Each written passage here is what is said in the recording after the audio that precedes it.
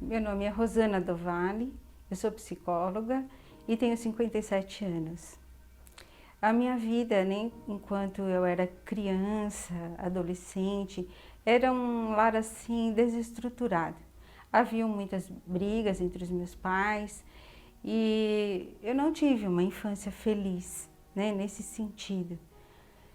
E aí, à medida que eu fui crescendo, né, nasceu dentro de mim o desejo de estudar a área da psicologia para poder entender o que existia por detrás das palavras, né, que as pessoas diziam. Eu era uma pessoa muito dedicada aos meus estudos, eu queria entender, aprender.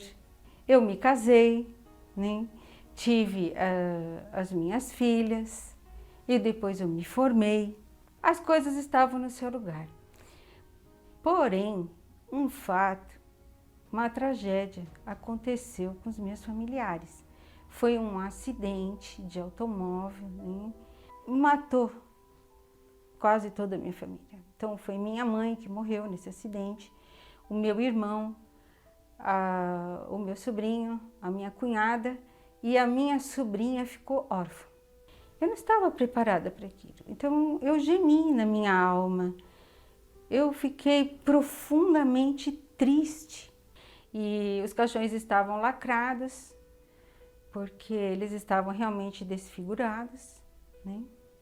Dilacerados e ali foi muito sofrimento, porque ver os 4 caixões. Então, ali é como foi a minha morte mental, o meu emocional. E aí eu caí em profunda depressão. Eu desejava a minha morte, o suicídio, mas eu não tinha coragem de me suicidar. Eu desejava assim que alguém viesse e me desse um tiro na minha cabeça. Eu conhecia os pensamentos do pai da psicanálise. Mas aqueles pensamentos não curavam a minha alma, porque eu fiquei com trauma.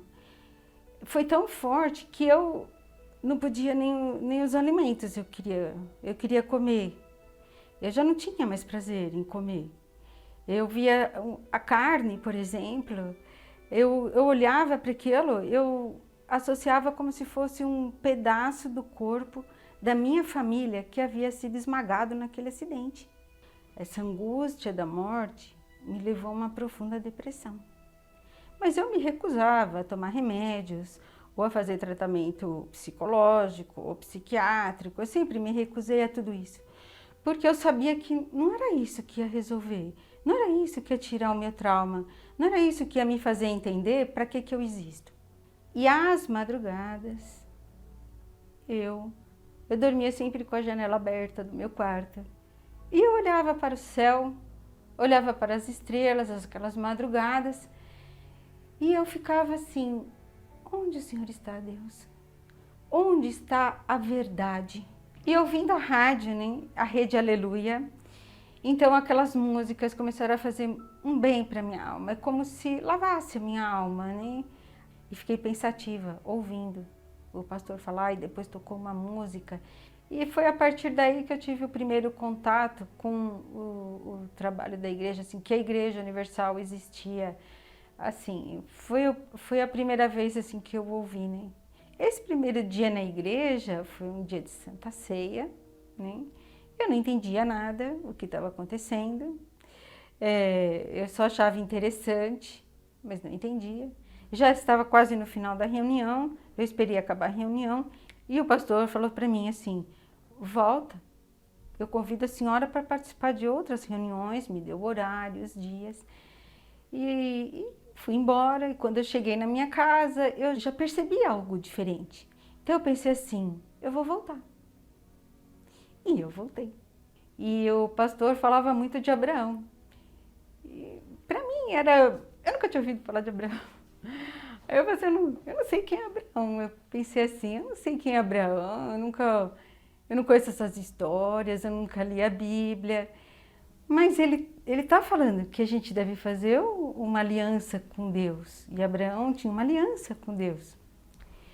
E aí eu peguei e falei assim, eu vou fazer uma aliança com Deus. O que está falando eu vou fazer. E eu fiz uma aliança com Deus. Eu só sei que quando eu cheguei na minha casa, eu tinha muitos livros. Livros de estudos da minha área, da psicologia. E tinha muitos livros espíritas, mas eu não tinha um livro, né? Eu não tinha a Bíblia Sagrada.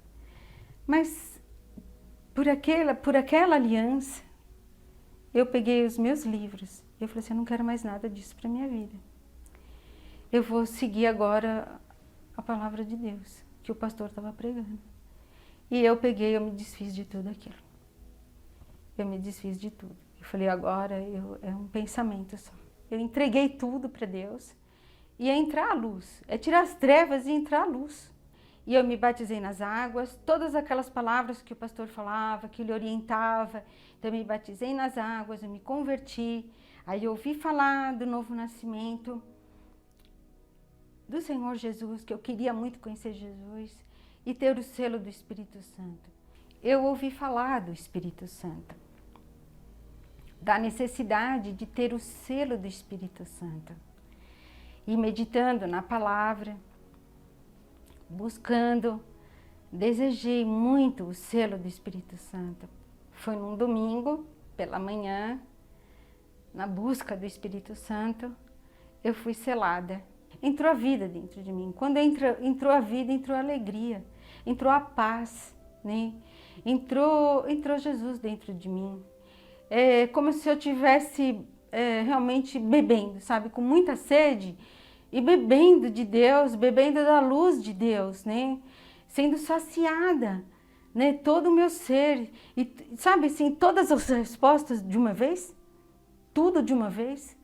Porque naquele momento eu passei a ser uma nova criatura, uma nova pessoa. Não tinha mais nada a ver. Eu recebi o Espírito Santo, né? Eu recebi o Espírito de Deus. E isso é um milagre. É um milagre.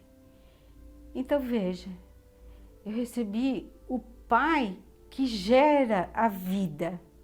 Mas gera a vida, não somente a vida aqui nesse corpo. Eu conheci o Pai que gera a vida eterna. Ele vive dentro e através. Porque não é Jesus guardado dentro de mim, só para mim, e só para me satisfazer, e só para me guiar. Ele quer viver através de mim. Então é para mim e para que se estenda. Então é impossível a gente não querer que o nosso semelhante tenha o mesmo que a gente tem dentro da gente. É impossível, é impossível. A visão da gente, quem tem o Espírito Santo, a minha visão, ela mudou completamente em ver as pessoas, porque eu passei a ver todas as pessoas como almas, almas como a minha.